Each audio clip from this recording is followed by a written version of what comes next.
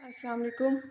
मैं आपको सिखा रही हूँ दही जमाने का तरीका। इसके लिए हमें 1 लीटर दूध चाहिए और थोड़ा सा दही चाहिए। ये भी मैंने घर में ही जमाया हुआ है दही। ये देखें। सबसे पहले एक बाउल में दही निकाल लें, ठीक है।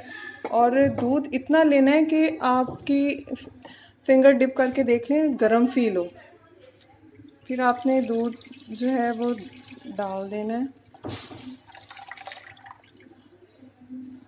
और अब इसको अच्छी तरह मिक्स कर लेना है।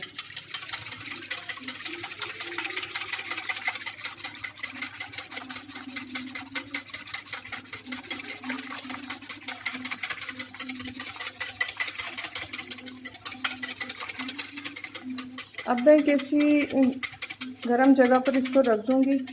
चाहे तो आप माइक्रोवेव ओवन में रख दें या वैसे ही ढक के रख दें। अब जब ये दही जम जाएगा तो मैं आपको दिखाऊंगी। बस दूध आपने इतना गरम लेना है। देखें दही जम गया बहुत अच्छा सा। मैं आपको निकाल के दिखाती हूँ।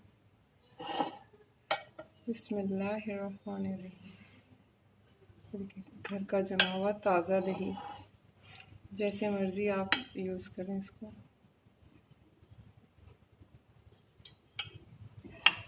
ये खालिस दूध का खालिस दही है और ये फ़ायदेमंद भी बहुत है।